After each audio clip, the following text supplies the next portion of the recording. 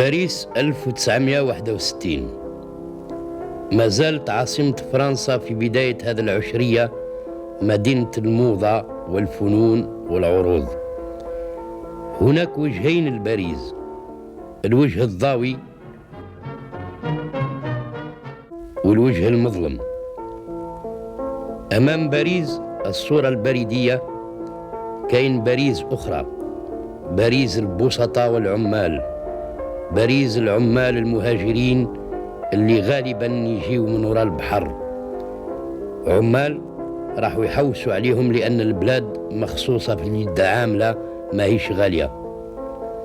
باريس الألوان ماهيش ليهم ظروف العمل القاسية، حياتهم حياة تبهذيل وغبينة، ساكنين كي الهوايش خارج المدينة في لي بيدونفيل وين ما كاين حتى راحة باش يسترجعوا قوتهم بعد العياء الكبير اللي صابهم على إثر سوايع الشغل في المعمل أو الورشة. لكن فرنسا 1961 ماهيش غير هذا، هي بلاد تشهد انهيار امبراطوريتها الاستعمارية في آسيا وإفريقيا، لكن تتصارع بكل قوتها باش هذا الانهيار ما يكونش كامل. هذا الصراع فرضوا عليها الشعب الجزائري منذ أول نوفمبر 1954، تاريخ اندلاع حرب التحرير المسلحة. كفاح شعبي مرير قوي اللي ما قدرش الاستعمار الفرنسي يتخلص منه رغم السلاح العصري والقوة العسكرية المكثفة. حرب الجزائر حرب تدوم وتتقدم. الحكم الفرنسي يواجه مجاهدين جيش التحرير الوطني وسكان المدن، كما يدلنا على هذا حوادث ديسمبر بالجزائر. الجنرال ديغول رئيس الدولة الفرنسية اللي من غير شك فهم نقطة اللا رجوع للتاريخ ارتكب خطأ بالنسبة للمتطرفين الجزائر الفرنسية. هذا المتطرفين حبوا ياخذوا السلطة في الجزائر يوم 21 أبريل، انقلاب الجنرالات يفشل 4 أيام من بعد. 20 ماي في نفس السنة في إيفيان تتفتح أول مفاوضات رسمية بين وفد فرنسي ووفد جزائري. 13 جوان تفشل المفاوضات لأن فرنسا ما تخلاتش على أطماعها في الصحراء الجزائرية. لكن يوم 5 سبتمبر دوغول يوخر في قضية الصحراء ويستعرف بحتمية الجزائر الجزائرية. L'Algérie algérienne est en marche. Elle est en marche et cela veut dire une Algérie dans laquelle le destin de l'Algérie dépend de ses habitants et dans lequel la gestion de ses affaires appartiennent à ses habitants. ومع هذا الحرب ما خلصتش، الشعب الجزائري يواصل كفاحه وما زال يعاني ويتألم. هذه المعاناة وهذا الألم الجزائريين يتلقاوهم في الجزائر وفي فرنسا كذلك، وين مئات الآلاف من العمال المهاجرين ارتقوا إلى مستوى شعبهم من زمان طويل. جبهة التحرير اللي تمركزت في فرنسا منذ جانفي 1955 كان لازم عليها تواجه القمع الاستعماري وكذلك الأمانة، الحركة الوطنية الجزائرية، قبل ما تفرض وجودها وتمثيلها خلال إضراب 8 أيام بتاريخ 28 جانفي إلى 6 فبراير 1957. فيدرالية فرنسا للجبهة تسرع في تمركزها وهيكلتها في جويلية 1958، تحس نفسها قوية في العدد والتأثير والتنظيم، وتقرر نقل الحرب على أراضي البلد المستعمر نفسه. 25 أوت تشرع في العمليات وما تنوي غير ضرب الأهداف الاقتصادية والعسكرية. ولمدة سنوات قوات القمع، شرطة، مصالح سرية، الصناعة العسكرية والاستراتيجية رايحة تعاني من هجومات المجاهدين. في هذا الجو الفيدرالية منتصرة رغم القمع، حاكم الشرطة لباريس ظن باللي لقى الطريقة اللي تسمح له باش يضرب ضربة قوية وناجحة ضد هذا الناس اللي تجرؤوا وتحداوا القوة الاستعمارية في عاصمتها بالذات. هذا الحاكم أو كما يقال البريفي المسمى موريس بابون انشر تصريح يقول فيه: من أجل وضع حد وبدون مهلة للأعمال الإجرامية للإرهابيين الجزائريين، لا بريفكتور دو بوليس خذات إجراءات جديدة، ولتسهيل تطبيقها ننصح وبإلحاح العمال الجزائريين باش ما يخرجوش في الليل في شوارع وضواحي باريس، وخاصة من الساعة 8:30 إلى غاية 5:30 صباحا. هذه الإجراءات أثارت استياء الجالية الجزائرية، ونادات اللجنة الفيدرالية لفيدرالية فرنسا لجبهة التحرير الوطني اللي اجتمعت يوم 10 أكتوبر في كولوني بألمانيا. ال5 أعضاء في اللجنة هما السادة عمر بن داود، الرئيس عبد الكريم السويسي، قدور العدلاني، سعيد بوعزيز وعلي هارون. حلوا الوضعية وخذوا قرارات. الأستاذ هارون مسؤول الإعدام ومدرسة الإطارات والسجون يحكي واش صرا. Que s'est-il passé? Il s'est passé que l'organisation du FLN, qui avait à l'époque entre 200 et 250 000 militants organisés, s'adressait surtout à l'époque à des ouvriers, des travailleurs immigrés. Et ces ouvriers ne pouvaient militer, ne pouvaient activer au sein du FLN qu'après les heures de travail. Les heures de travail, c'est-à-dire, disons, après 18h, de 18h à minuit, 1h, 2h du matin. Les autorités s'étaient rendues compte que si on interdisait aux Algériens de circuler après 20h, on allait frapper pratiquement à mort le FLN. Et c'est ainsi que, pendant longtemps, la répression s'est abattue sur nos militants qui fonctionnaient le soir, c'est-à-dire qui se déplaçaient de quartier en quartier, qui se réunissaient, qui transféraient les directives, qui transportaient les fonds, etc. Donc, si on ne condamnait pas, si l'on n'intervenait pas contre ce couvre-feu spécial, le FLN risquait à l'époque d'être totalement paralysé. Qu'a fait M. Papon alors, qui était, si mes souvenirs sont exacts, préfet de police de Paris? M. Papon avait formulé un espèce de couvre-feu spécial destiné visant les Nord-Africains. Ce couvre-feu, que nous avons considéré comme étant un acte de guerre, il fallait absolument le contester, il fallait absolument le réduire à néant.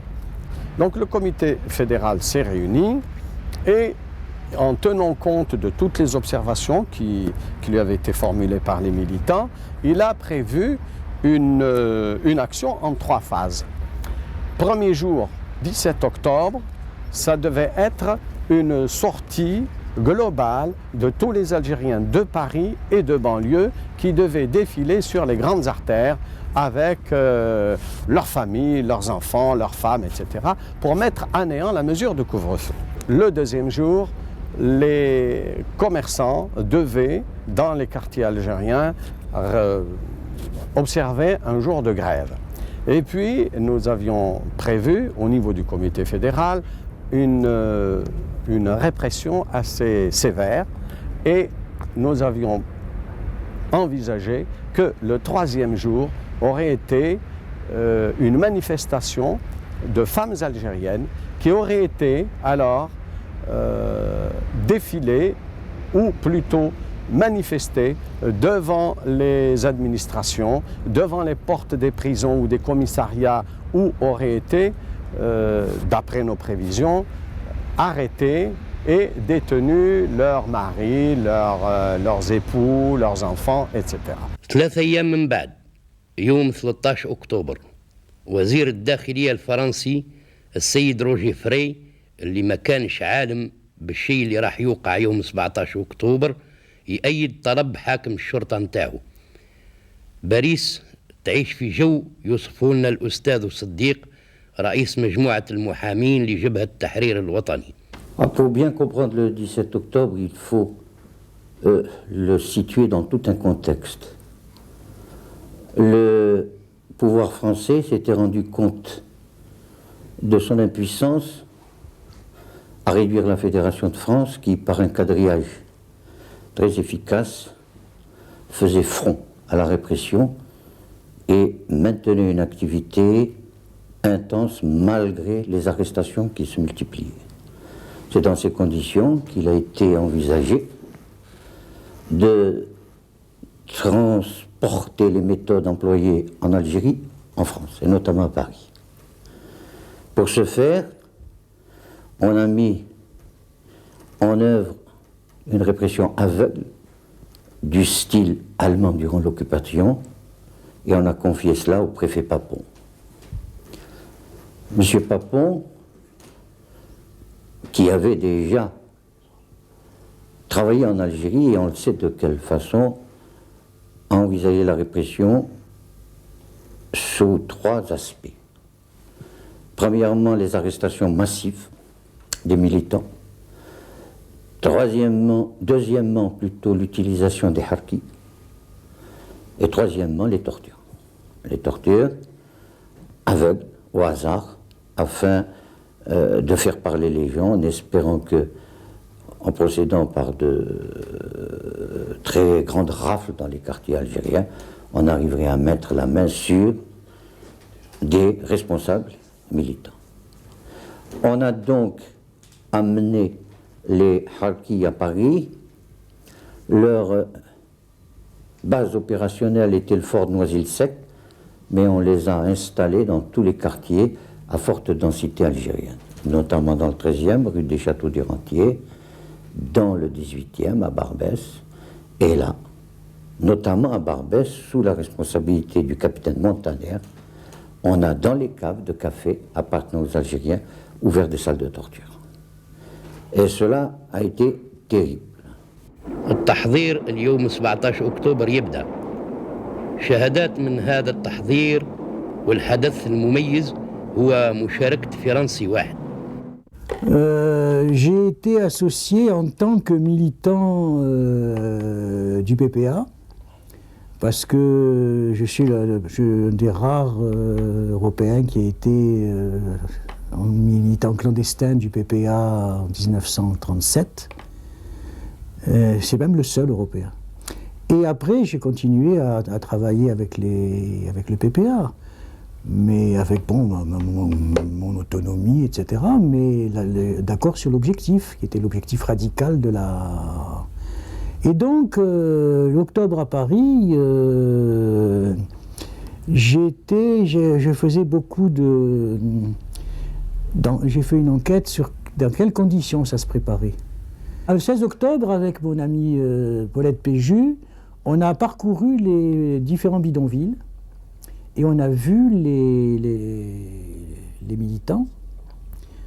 Et l'objectif, c'était de les convaincre que ça allait être dangereux et politiquement difficile et qu'il ne fallait pas donner le moindre prétexte aux policiers français. Donc, c'était pas d'armes, pas d'armes, pas d'armes, rien, pas un canif, pas un gros journal. Il faut que vraiment c'est la main nue. Vous arrivez à main nue. La préparation s'est mise en route. Elle s'est mise à l'échelon de la cellule, du groupe, de la région, de la zone et de la wilaya. On a méthodiquement prévenu tous les militants, on a surtout systématiquement avisé la population, l'émigration algérienne, d'avoir à manifester et de sortir au moment du couvre-feu. 17 أكتوبر كان النظام خذا موقف وباش نكسروا به الموقف اللي هو درته فرنسا داروا كوفر فو ومنعوا واحد يمشي مع واحد وكانوا في الوقت هذاك العنسة اللي يحكموه لا بوليس بالذات يهزوه، ومن هذاك النهار ما يزيدش بان خبرو، واللي يبان خبرو ميت مطيش في لسان. يعني هذه بزاف، يعني لي جورنو تلاحظوا هذا نتاع ذاك الوقت كانوا بزاف جزائريين اللي جبدوهم من لسان. ولات النظام تاعنا اخذوا موقف اللي نكسروا هذاك النظام هذا اساس الكفر تاعهم احنا نكسروه، نموتوا كل ولا نحياو كل. وكان 9 اكتوبر في هذاك العشيه هذيك مشينا. وجاء اليوم اللي يعتبر لقاء مع التاريخ طبقا للخطة المسطرة.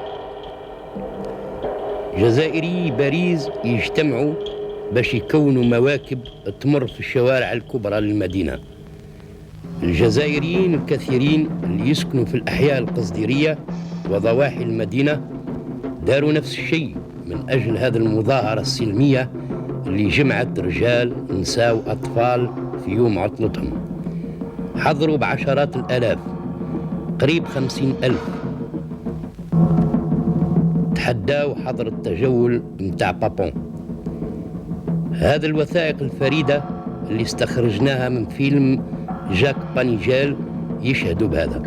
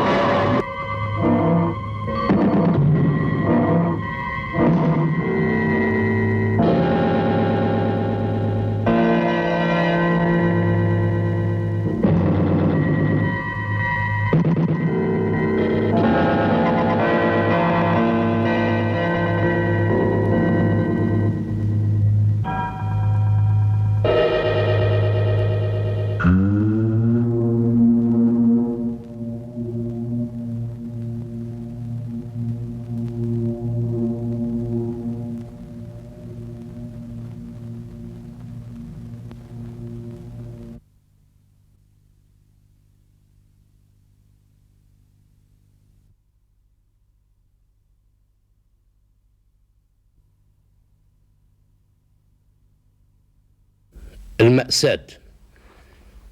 واجهوا اليدين العريانة بقوة السلاح. القمع كان دموي، موتى، مجاريح، اعتقالات مكثفة، مجزرة حقيقية في وطن حقوق الإنسان، واللي شبهوها الملاحظين بأورادور سورغلين، قرية فرنسية وين الألمان النازيين قضاوا على كل السكان. 18 أكتوبر الصحافة المحلية عملت عناوين على ما صار وتكلمت على فداحة الحدث، لكن الاحتقار والحقد متاع الصحف اليمينية ما عندوش مثيل. لكن يوم 18 و19 الجالية الجزائرية طبقت تعليمات الجبهة حرفيا. التجار غلقوا أبوابهم، النساء كملوا المظاهرات. الشهادات على هذه الفترة ما زالهم حيين. ممكن يكون العكس عند الناس اللي عاشوا أو ضرتهم أحداث هذه الليلة المشؤومة.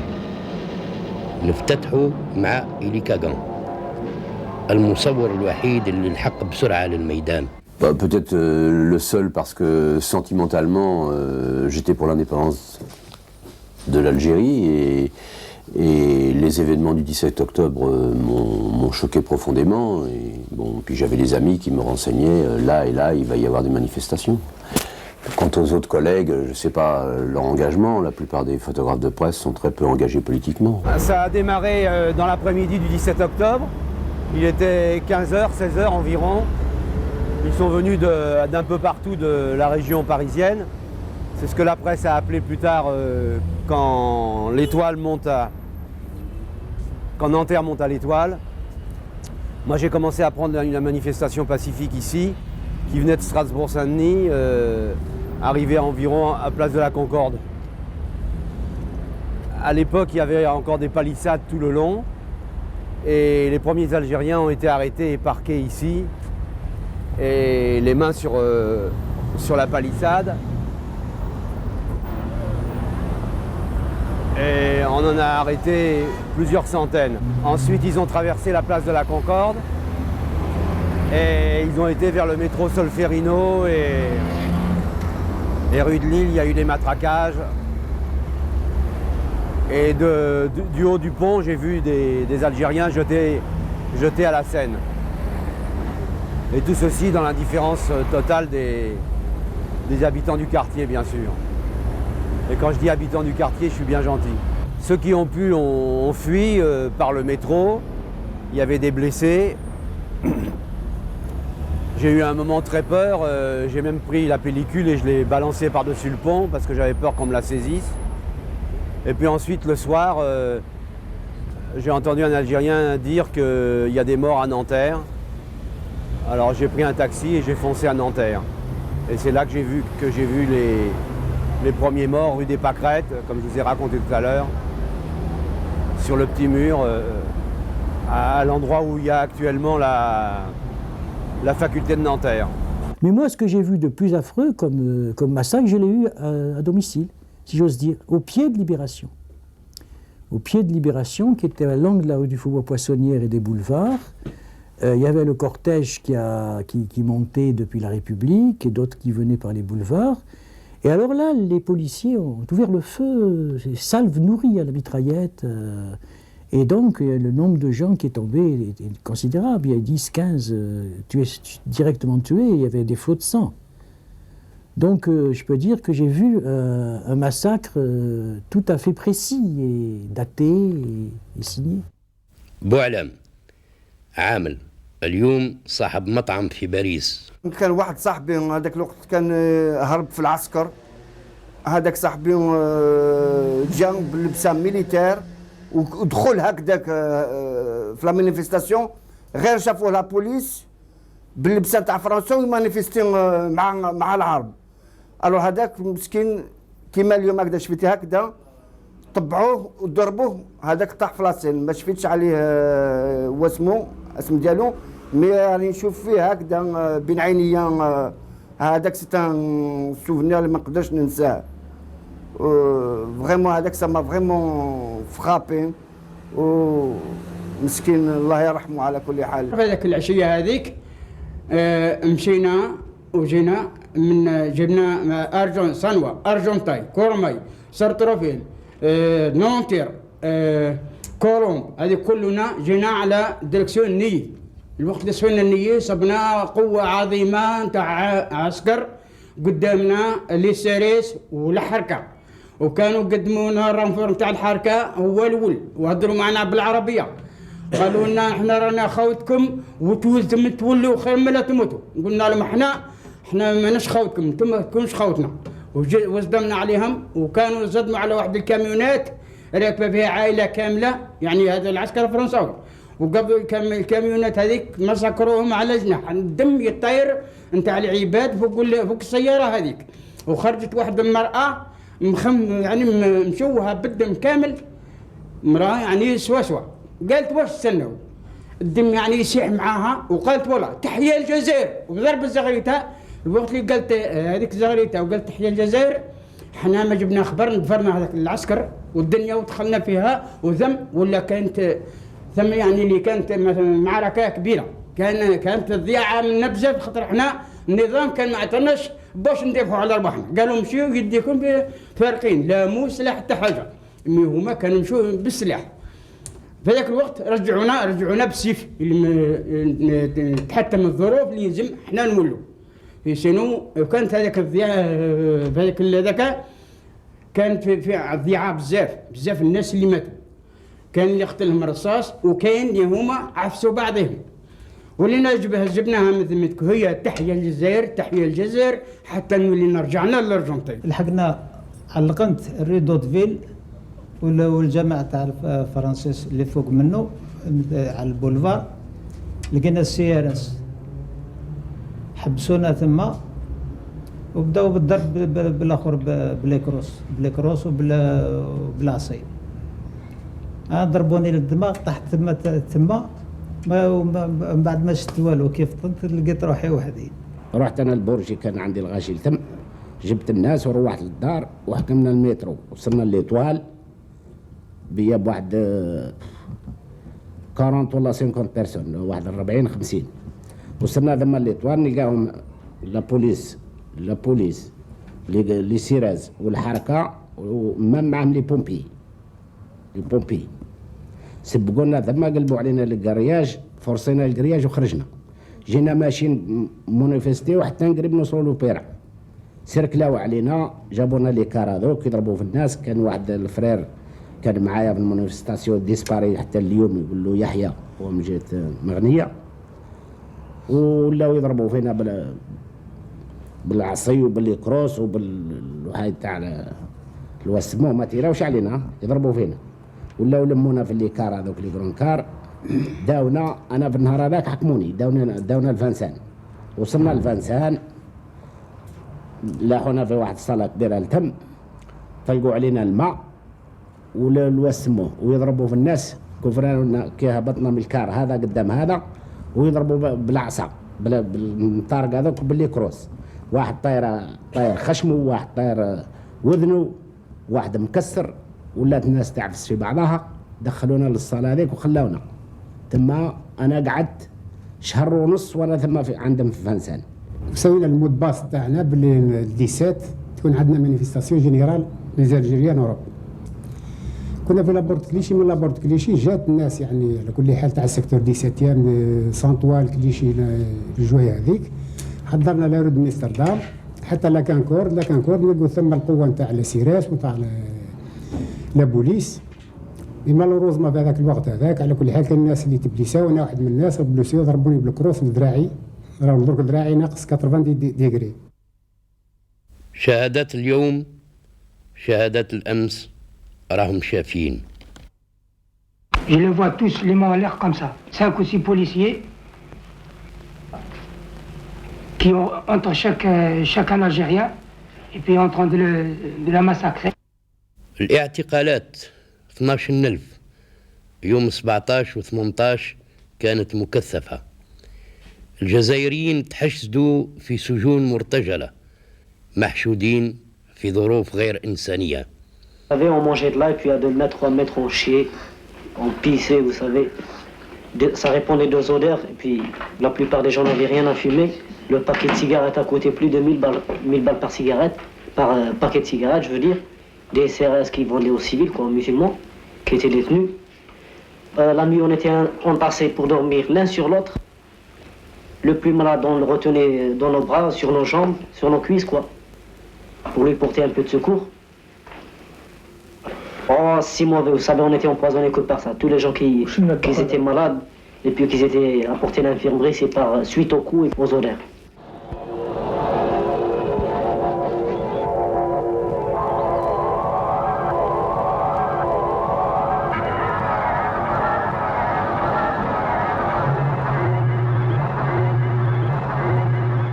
Ça, je n'oublierai pas tout ce que j'ai souffert.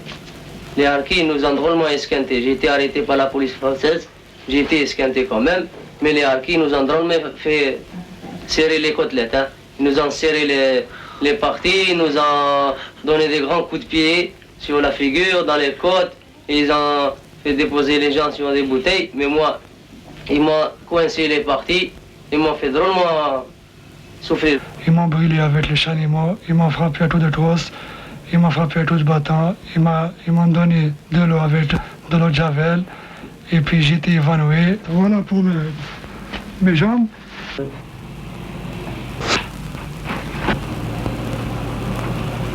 Et voilà pour mon poumon, tiens. Ça fait mal, ça fait très mal. Et moi j'étais à la Seine. Moi j'étais battu par la police. J'étais torturé par les harkis. J'ai été battu par les flics de la VG. Je suis torturé par les harkis, m'a mis la bouteille. Je peux vous expliquer comment on fait le supplice de la bouteille. On attrape une personne, on lui lie les mains avec les jambes, un morceau de bois entre les jambes et les bras, comme ça. Et le morceau de bois au milieu. Après, il est tout nu et on lui fait fermer la bouche avec un mouchoir. En ce moment-là, il y a deux personnes qui le font assis sur la bouteille. À ce moment-là, c'est le plus dur. Alors là, le type, il peut dire qu'il voit l'enfer et... Ils m'ont emmené avec ma mère au commissariat de rue de la Goutte d'Or. Ils m'ont battu. Mon mari est dans la prison. Trois les enfants, qu'est-ce qu'il a mangé? Il y avait les harkis derrière moi. Et ils m'ont poussé. Et je suis tombée. J'avais une blessure au pied. J'étais blessée là, au pied. لماذا تسرح كل هذا الكره والحقد ضد مجموعة بشرية؟ علاش هذه الشراسة الدموية؟ Cette répression a été à la mesure de la détermination du peuple algérien. Les Français pouvaient penser à tout, sauf à voir en plein cœur de la France, à 21h30, surgir des dizaines de milliers d'Algériens, hommes, femmes, enfants, vieillards, se regrouper, marcher malgré l'interdiction qui leur était faite et foncer littéralement sur le service d'ordre qui était là, malgré les coups, malgré les tirs, car on a tiré à certains endroits. À ce moment-là, il y a eu un désarroi absolu chez les agents de la répression.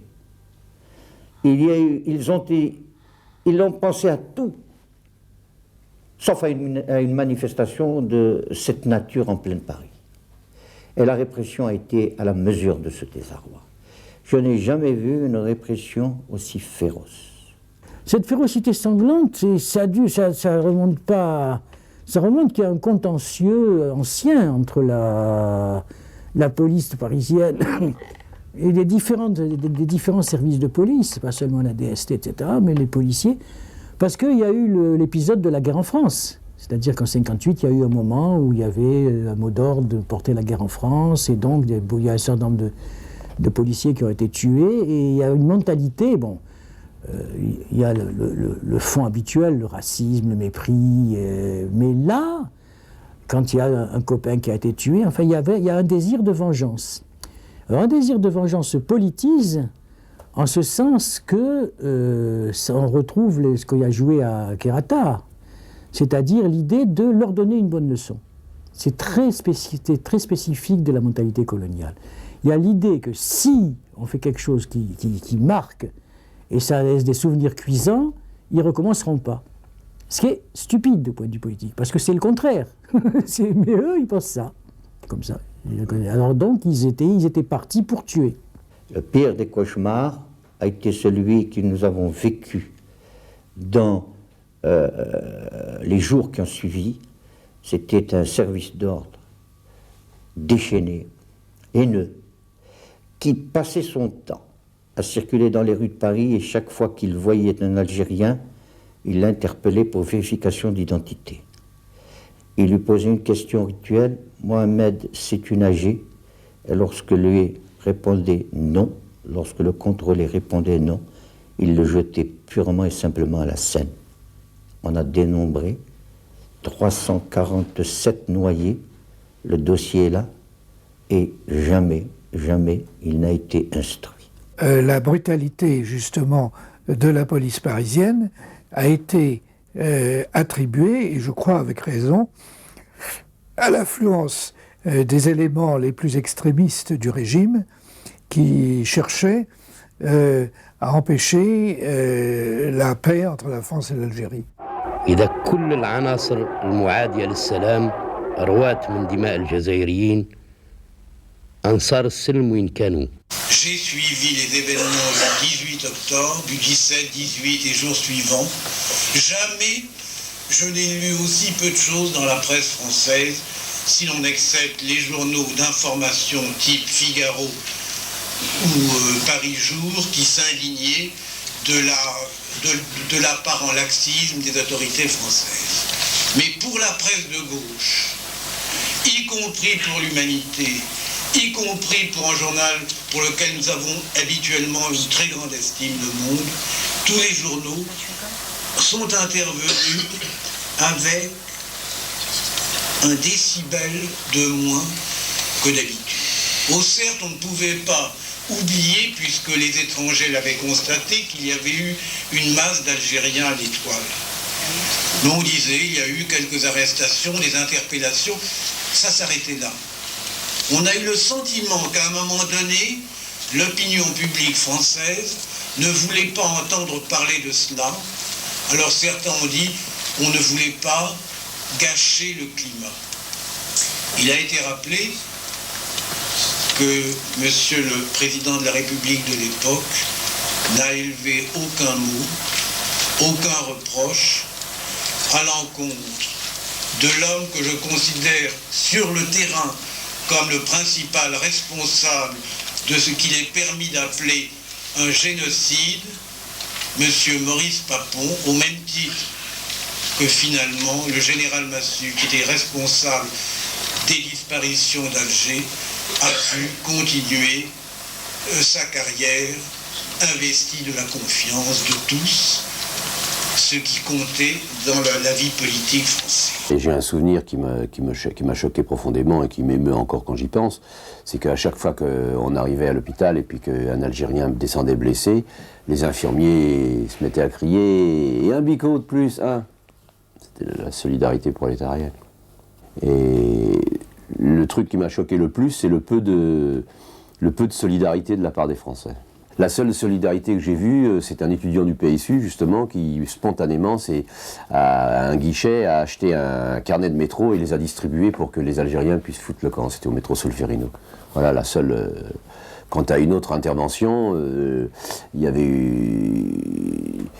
faisait très chaud. À un moment, je me suis passé de l'eau sur le visage, et on me frappe sur l'épaule, je me retourne et il y a une femme qui était une employée du métro qui me dit « Vous savez, monsieur, que c'est interdit de prendre des photos sur le quai du métro ?»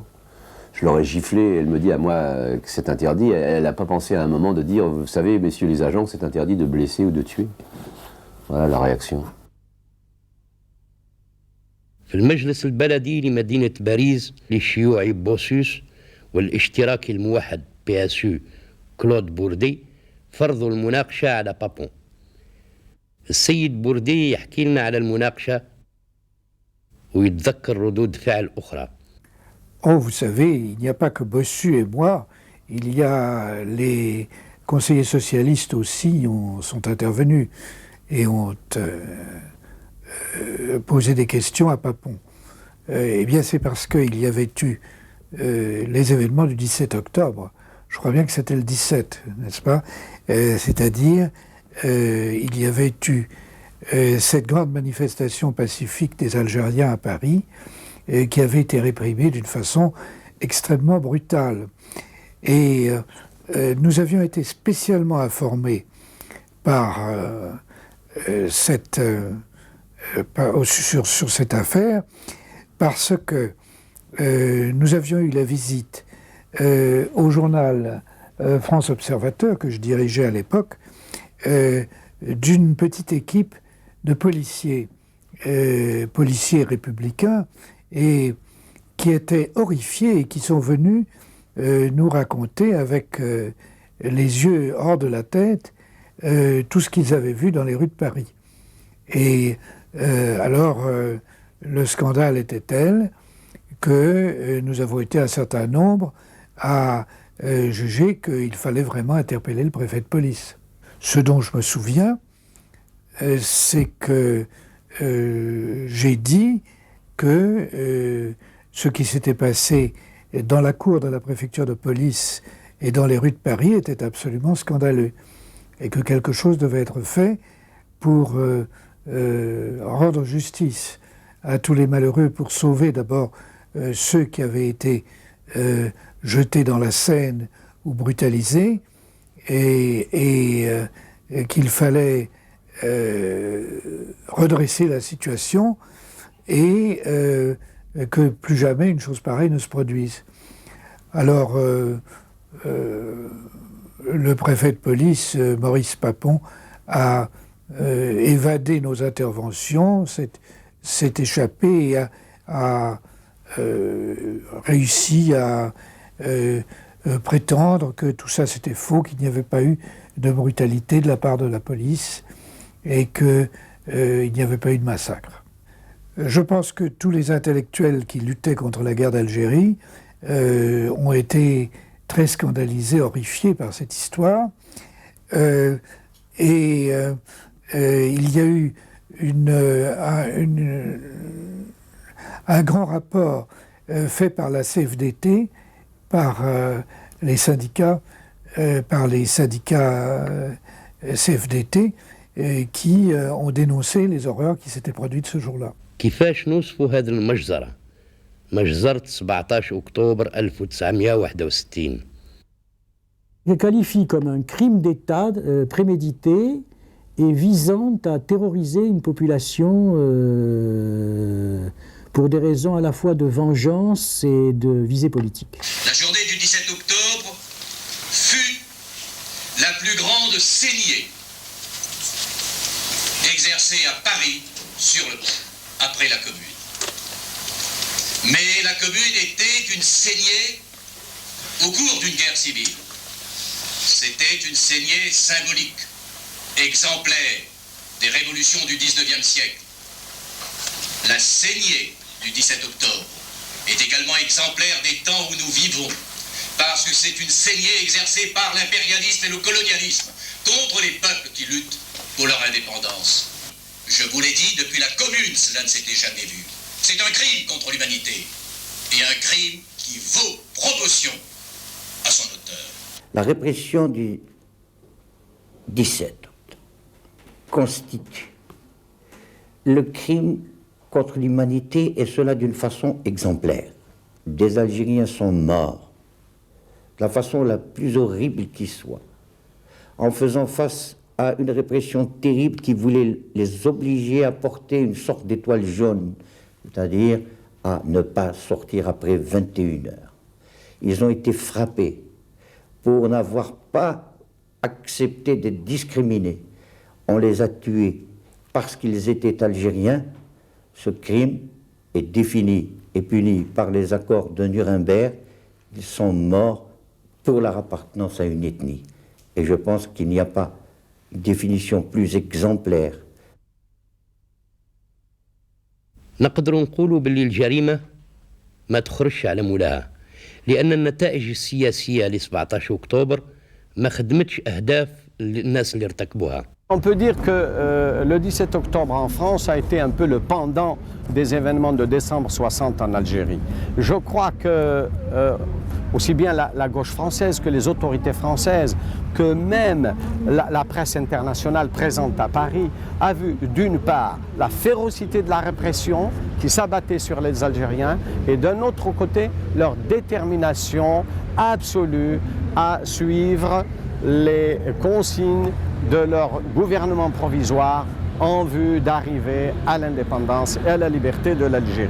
Quand le FLN a voulu faire quelque chose à Paris, malgré la force de Papon, malgré la puissance de la répression, il a pu le faire, il a pu démontrer à la face non seulement de l'opinion publique française, mais encore de l'opinion internationale, qu'à l'époque, il était vraiment représentatif et c'est d'ailleurs pour cela que les accords d'Évian ont été discutés avec le GPRA et signés avec lui. Cet événement du 17 octobre est important à souligner. Il marque une date dans l'histoire de la Fédération de France du FLN et je crois aussi qu'il marque une date dans l'histoire tout court de la guerre d'indépendance algérienne. 17 أكتوبر 1961 دخل سنة 1962 في التاريخ الرسمي للبلاد.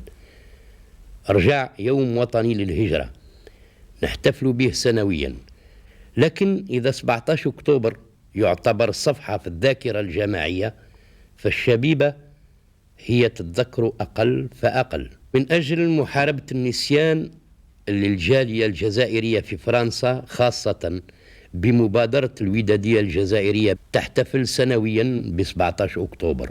النسيان يتربص بذاكرة الجيل الجديد، وبالنسبة لفرنسا والفرنسيين واش اللي بقى في ذاكرتهم؟ ببساطة الجهل باسم الذاكرة النخبوية. Nous n'avons pas le droit d'admettre cette mémoire sélective qui dit que parmi les bourreaux, certains méritent d'être frappés jusqu'à la fin des siècles et que d'autres voient leurs crimes amnistiés.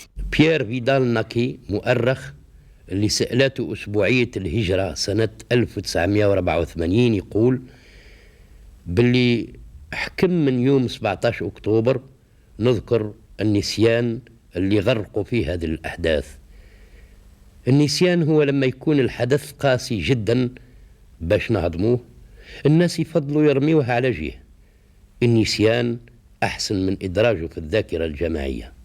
Il en reste peu et c'est ce qui explique que ça a eu lieu en 61 et la première fois que c'est apparu à la surface c'est en 76.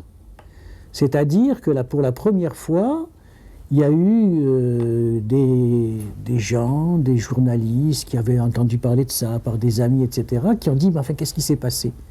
et qui nous ont interrogés. Quelques gens qui connaissaient bien, etc. Ils ont interrogé moi, ils ont interrogé Mattei, Georges Mattei, ils ont interrogé d'autres. Et après, ils ont sorti la première explication, enfin le premier récit de ce qui s'est passé. Et avec cette espèce d'étonnement, comment il y a eu le plus grand massacre d'hommes qui a eu lieu à Paris depuis la Commune.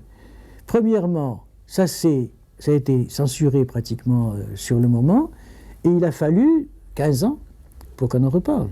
واستنينا حتى 1980 باش نشوفوا جريدة ليبراسيون تخرج 17 أكتوبر من دائرة النسيان وتتساءل من يتذكر. نفس الصحيفة تحتفل سنة من بعد بالذكرى العشرين ل 17 أكتوبر، وكذلك جريدة لوموند زيد 4 سنوات من الصمت قبل ما تقوم منظمة غير جزائرية ولأول مرة بالاحتفال ب 17 أكتوبر مع تفتح على التلفزيون. Une manifestation de masse organisée par le FLN en France à Paris est impitoyablement réprimée par la police.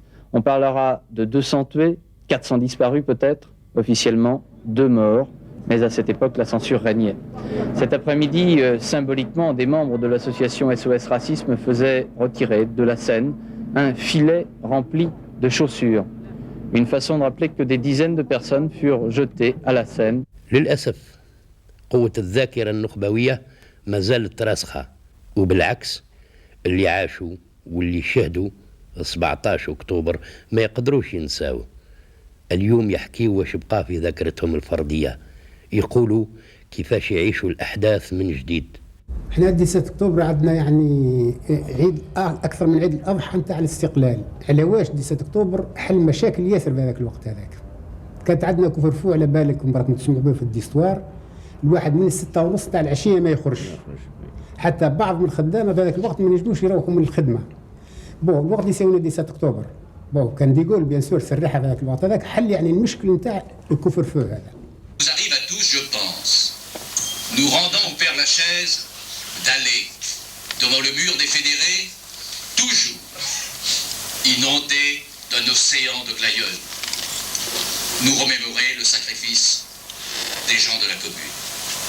Je pense qu'un jour viendra où dans Paris, également il existera un lieu où les Parisiens pourront, et les autres hommes pourront aller se recueillir devant le souvenir des 400 martyrs du 17 octobre.